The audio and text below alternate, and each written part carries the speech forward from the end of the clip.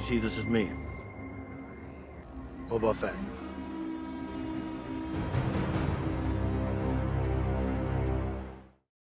Hey everybody, welcome back to the Chiss Ascendancy. This is Josiah, and you guys are on day 14 of 30 Days of Boba Fett. We are just almost halfway there, and today I want to talk to you about Boba Fett, the zombie killer. That's right, Boba Fett has survived at least one zombie apocalypse. This comes from the young adult series Galaxy of Fear from the 1990s, I want to say 96 and 97.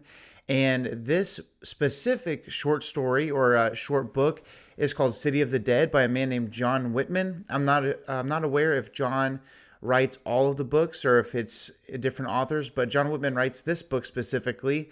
And the story goes that there is a planet called Necropolis, which is also the Greek word for City of the Dead. So not very imaginative on Mr. Whitman's part there, but it's a cool sounding name. So Necropolis is the name of this city, or I'm sorry, this planet that Boba Fett has a bounty on. Now, Boba Fett is not the main character of this story. There's another character, there's a handful of characters actually, that are on their way to some other place. I don't really know why they end up on Necropolis, but essentially this young man is having dreams of his parents who have passed away, and he feels like it's his fault. And so he hears of this story that there are people in this city who are coming back to life, and they're not sure why. And so his idea is maybe I can use whatever this is, whether it's sorcery or magic or some kind of disease or whatever, to reanimate my parents and say goodbye one last time. And for whatever reason, he felt like he didn't have closure there. The reason Boba Fett comes into the story is because he is tracking down none other than Dr. Evazan, which is the man from the Mos Eisley Cantina. If you remember from A New Hope, episode 4, Luke and Obi-Wan and the droids try to go into the Mos Eisley Cantina to meet Han Solo and Chewbacca for a ride to Alderaan.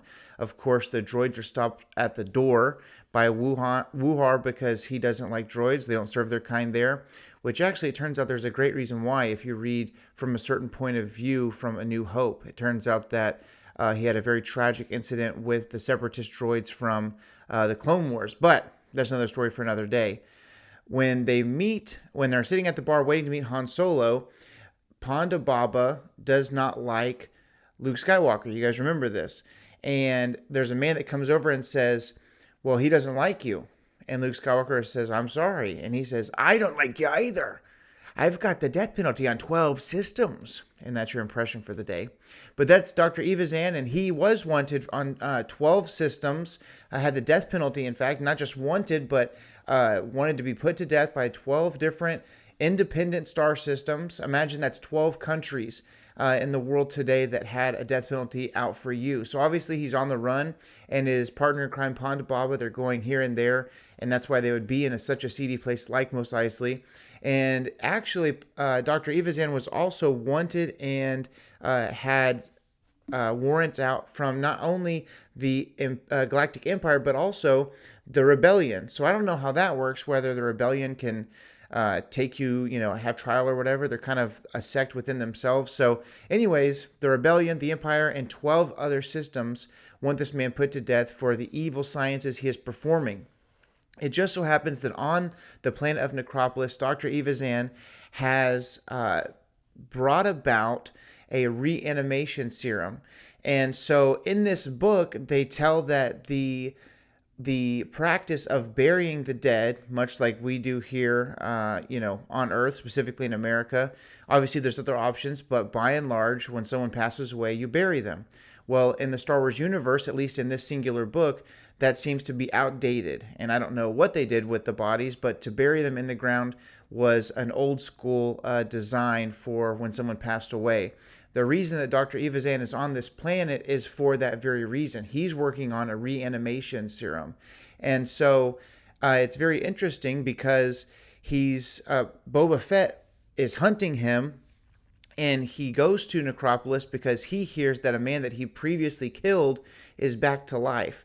And so, long story short, the way it works is there's a serum that Dr. Evazan is putting into these dead bodies, and there are a specific species of worms in the ground on this planet that the mucus or lubricant that their skin creates, combined with the serum, once they get into the body, reanimates the body. And the older, not older, but the longer a body has been dead, the more like a typical Walking Dead style zombie they are, where they're not coherent, they're just moving about slowly, and they have kind of a twitch to them. The newer the body is, the most recently deceased the body is, if they have the serum and these worms get inside of them, they have their own memories, they can talk, they have more free will. But the owner of the serum, and this is where that 90s Star Wars kind of, there's loopholes here where you're like, so how does the zombie know who the master is? But that's neither here nor there. Dr. Evazan is even killed by Boba Fett during the course of this book, but because he's injected himself with the serum, he comes back to life.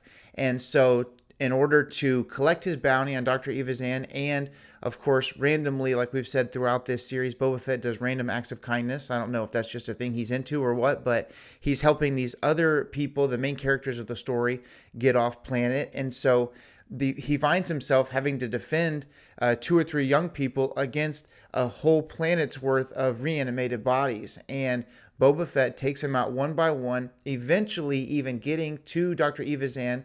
Meanwhile, the people he's protecting have concocted an anti-serum that will react negatively with the bodies of these zombies, basically putting them back to rest. And so while Boba Fett is killing all these zombies like Abraham Lincoln, they've created this new formula that they spread, and it turns out that they're finally able to kill the rest of these zombies, and everyone goes back to being deceased, including Dr. Evazan, who meets his end at the hands of Boba Fett. So there you are. Day 14 of 30 Days of Boba Fett. Boba Fett is not only a man with a plan, a man of conviction, a man of morals, a man who's taken on Darth Vader himself, a man who ruled Mandalore, but he's also a man who has survived at least one zombie apocalypse. Thank you for tuning in. If you like this video, please subscribe to the channel. Share this video. Follow us on Instagram and Twitter. And may the Force be with you.